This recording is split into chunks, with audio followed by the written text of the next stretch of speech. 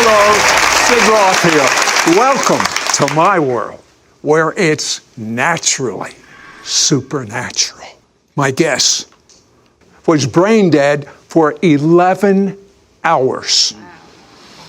Went to heaven. Sent back with a message from heaven.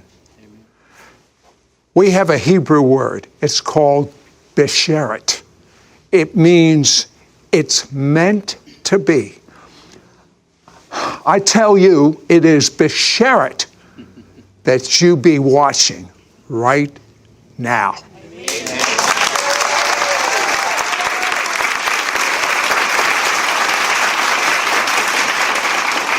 My guest, I've just gotten to really know over the last day. He's a retired pilot. You put in a lot of hours flying. How many hours? Well, just over 20,000. Just over 20,000.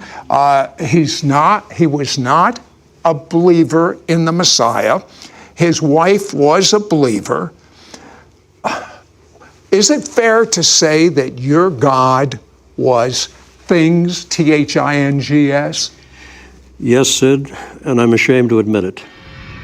I mean, I lived what I thought was the quintessential American-Canadian dream of a successful career, successful businesses. And yet, I would wake up in the middle of the night and I'd have this yearning inside of me. And I foolishly interpreted that as meaning I needed a faster plane, a bigger car, a larger boat. Yeah, but one day, again, he's his own God, so to speak. He wakes up and something unusual. His arms and his legs are numb. He gets diagnosed with a disease, frankly, I've never heard. Is it Guillain-Barré? It's Guillain-Barré. Guillain, close. And if I understand this right, this is life-threatening, and you could end up paralyzed, but actually, if you don't get treatment right away, which you did not, what did they tell you to expect? Well, it's often fatal, and Guillain-Barré is the deterioration of the myelin sheath on your brainstem. And it's similar to if you strip the insulation from an electrical cord, and all the signals from your brain become pain and interrupted. And I went from being a guy that flew jets and raced cars to someone completely dependent on nurses and my wife, who is a nurse, for my care. You told me the pain was so bad that you had pain when you blinked your eyebrow. I actually trained myself to blink one eye at a time. Because of the pain. Every blink of my eye was pain, not just in my eyes, but throughout my whole body. My whole nervous system had been interrupted by this incredible, debilitating disease. And all of a sudden, the pain gets so bad that you take a whole bottle of pain medicine. I mean, but didn't you realize that could be fatal? You know, Sid, it was a gradual thing, and yet to give me some semblance of normalcy, some ability to sleep 2 or 3 hours a night, I began to take more of the medication than I should have. And I was trying to get up the energy to get out of the truck and inspect the field that I was trying to sell. And I saw a vial of prescription medication. I should have known. All I was consumed with was stopping the pain. As I took the last of the medication that evening, and I'm facing the setting sun. For some reason, I didn't plan it that way. All of a sudden, my feet began to burn as though they were in fire. My hands and fingertips started to burn, and as that burning sensation made its way up my body and in my arms toward my chest, I knew that I had done something truly catastrophic. And it was then that I said the first 3 of the 6 words that I believe are responsible for me being here today, along with the prayers of my family. And in that last instant in my consciousness, I looked at the setting sun and I raised my hand, and I remember it was shaking violently. I cried out, God, forgive me. Forgive me. I cried out from a part of me that I didn't even know existed. Not out of fear. I'd faced death a couple of times as a pilot. Never flinched. But I had this overwhelming sense in those last nanoseconds of my life that I had wasted this beautiful life that the Creator had given me. And I had never honored Him for that life. And I was just trying to express my sorrow for not having led a better life. After that prayer, which is half of the prayer that got you back, what do you remember? And suddenly I became aware that the horrific pain that I had endured for all those years since the onslaught of the Guillain-Barré was gone. I felt more alive than I had ever felt before. And the pain was gone. I felt so great, I slid out of the truck. I walk about 15 feet away, and I'm feeling as though a heavy, wet overcoat has been taken off from me, and all the pain has gone with it. And then I look back at the truck, and there's someone in my truck, and I'm absolutely enraged. Who would dare get in my truck? And not only that, he's sleeping on the steering wheel. The moment when I realized that the guy in the truck was me was truly earth-shattering. The next thing that happened, you're flying, but there's no airplane. Finally, I'm saving on fuel. But I began to rise. I can look through the rear window of the truck and see my body slope over the wheel. I'm over the truck. I can look down in the bed of the truck, Sid, and see my toolbox. And being a former pilot, I'm a good judge of altitude. And I'm at suddenly 100 feet, 200 feet. I'm drifting slowly backwards, and I'm rising. I'm rising, and I am terrified. I can look out over the countryside. I'll tell you what, hold that thought. He finds himself in a very unusual place, almost a crossroads between heaven and hell. When we come back, we'll find out what he did about it. He actually heard hell and demons calling him by his name. Be right back. Well, people are on the edge of their seat right now. So you start going up, and it sounds, I've heard this story from others before, sort of like a tunnel you're going through. What is this? When I got to about 1,200 feet, I tilted my head back, and this beautiful golden circle appeared in the sky. And then the center filled with gold. It opened, and suddenly it was as though I had put all the thrusters on the jet engines. I went zipping into this tunnel of light, which I'm sure many people have heard of. And I'm traveling at tremendous speed. I'm leaning back at about 45 degrees. I have incredible sensation of speed, but typically you feel the wind in your face. There was no wind, and there was no rushing noise of the sound of travel, and no jet engines.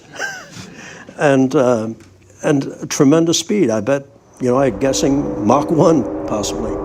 And within a very quick period of time, I recognize that there's a brilliant light at the end of this tunnel. I come to it. It's covered in mist. I step out because I feel the tunnel closing behind me. I put my foot down. The mist cleared. I look down, and I can't believe it. I am standing on the most incredible green grass you could ever imagine. I now know where the saying comes from. The grass is always greener on the other side. They're talking about heaven. But I've been told the colors it's greener than any green we have here. If we have a spectrum of colors on earth, heaven has 10,000 times 10,000 more. It is a feast for the eyes. Okay, but then you see some darkness. I look up from that beautiful grass that radiated light from underneath my feet, And there's as though a dividing line, a median, has been drawn in front of me. To the right, there's this beautiful mist-colored field. The mist is laying over it. We pilots call it ground effect. There's beautiful flowers showing through it. But then to the left of that line, Sid, it was so different, because that beautiful green grass went from green to brown to scorched to black and then dropped off in a crevasse. And I stepped forward and looked down into this coal blackness. And then I saw something like a dim light at the bottom, like a light of fire, red fire. And suddenly I heard the strangest sound, like two massive iron doors opening and screeching on hinges that had not been used in a long time. And suddenly emerging from those doors was the most hideous creature you could ever imagine. Hollywood could never duplicate what I saw. So I'm looking, I see this thing coming out, and suddenly I'm assailed by this horrific smell that comes out of that pit. An odor of death and decay, and of things long dead, things that should never see the light of day. And it gazed up at me. And when its fiery eyes looked at me, it started to make its way up the wall of that pit. But its body, Sid, was formed of like a rolling mass of dark cloud with a face on it. And I heard the most horrific things. Something screaming within the body of this creature. And then what absolutely horrified me was I heard my name being called. This creature knew me. It knew me. And it was coming for me. And I was terrified. I mean, I'd love to tell you I stood there and wanted to do battle. I was terrified. And it reared up out of that pit over me. And the most hideous face imaginable, massive in its size, snarled at me. And there was this feeling of an anticipation of glee, that it couldn't wait to get its claws on me. And I was so horrified, I turned from the darkness toward the light. We are creatures of the light. And I automatically turned toward the light. And when I did, I sensed this creature, its breath on the back of my neck, the stench of its breath, and I felt a sharp claw move down my back. And it was at that point, remember I said, there are 6 words and the prayers of my family that make it possible for me to be here today. And the first 3 words I cried out in the truck, God forgive me. In my absolute terror, and I had no reason to expect any help from God, I turned myself toward that mist with that creature breathing up my back, and I lifted both hands and I cried out, God, help me, help me. And Sid, instantly, 3 stars appeared in that mist, like distant points of light, but coming rapidly toward me. And I focused on them to keep my mind off what was snarling behind me, because I could hear the saliva from its jaws dropping on the ground behind me. And I concentrated on those lights. They came so rapidly, Sid, incredible speed. My pilot instincts took over. I was afraid they were going to make too fast a landing, but they did a beautiful job. They took form. They were angels. As they approached me, this beautiful light flooded over me, went beyond me and struck that creature. And when the light of the angel struck the creature, it scrambled back down in that hole like a rat running for cover. God had heard the cry of someone that had never turned to him in his life. When we come back, I want Jim to share about what Jesus, as well as the angels, have. Transferable, sticky love. I've never heard about sticky love. Have you?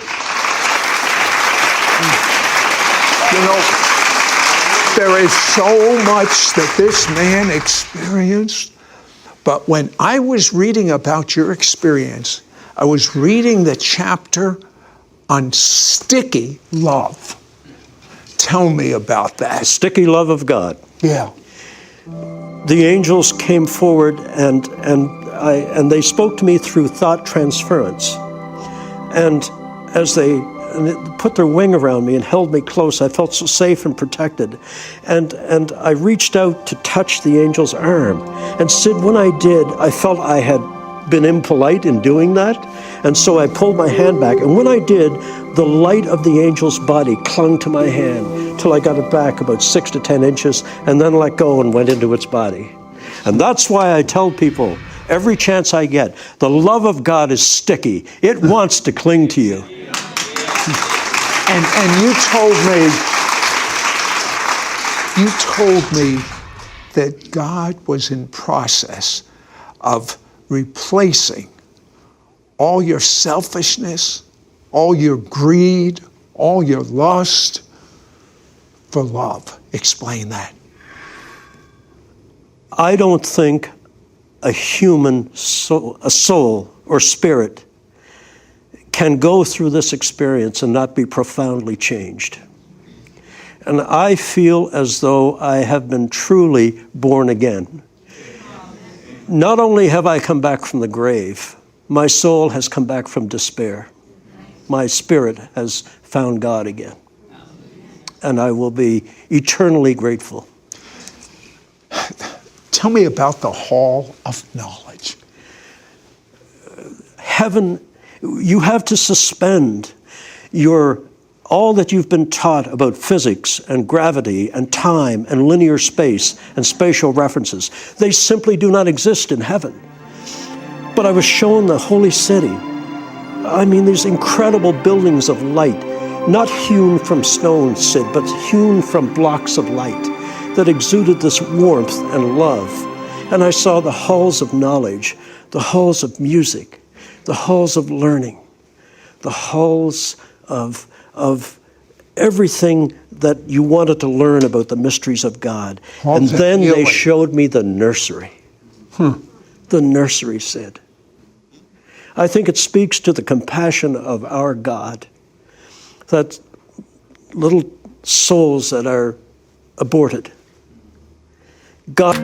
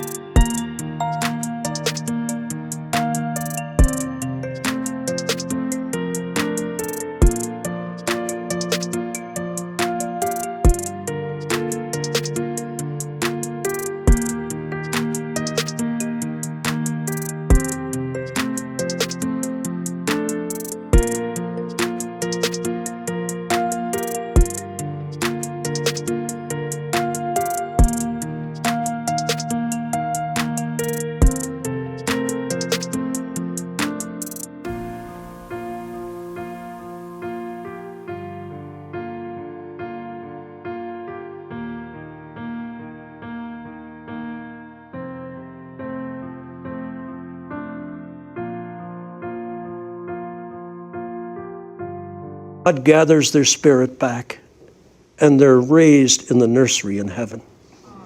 Tell me about the size of your book of life. I'm ashamed to talk about it, but in the Hall of Records, they keep a record of everything that you've done in and with your life. And it's not to create an I gotcha moment. It's for when you are shown the book of your life.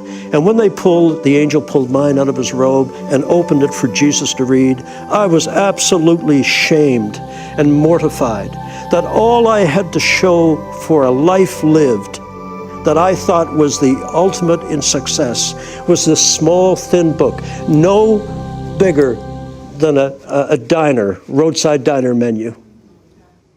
And I was ashamed that's all. I should have, with all the resources and the time that I had, I should have had a book as thick as a Bible, filled with all the goods, all the good deeds that I could have done.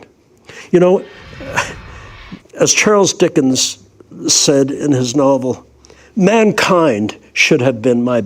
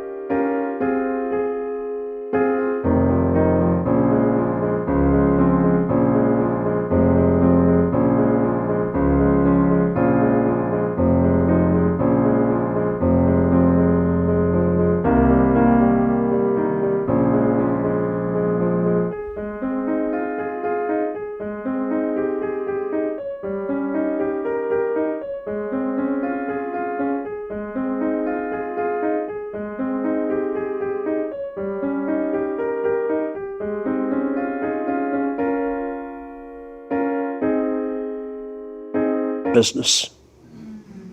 And instead, I was only involved in my self-ego. I am determined now that if I have the opportunity to go back again, to do everything good I can so that when Jesus reads the book of my life again, he's going to need 3 angels and a forklift to open it. Now, you've got to tell me, when you looked in the eyes of Jesus, what did you see? It was the apex of everything that happened to me. Because when his eyes locked on mine, and he smiled at me, Sid, Jesus smiled at me. But when I looked into those eyes of gray and green and blue, I was lost in eternity. Because in those eyes, I saw sadness for the way I had lived my life. I saw sadness for the way we, as mankind, have rejected his Father's message. But I saw incredible love for me. Someone that deserved nothing for me. And I also saw, mixed in with that love in the eyes of Jesus, forgiveness for me. Forgiveness for the life that I had lived. And a chance to do it again. I am eternally grateful. My life, our lives, Lorraine's life and mine, are now his.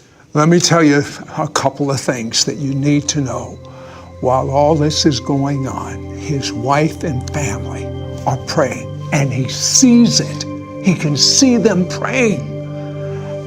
He comes back, and guess what happened to his incurable illness? Went out the window.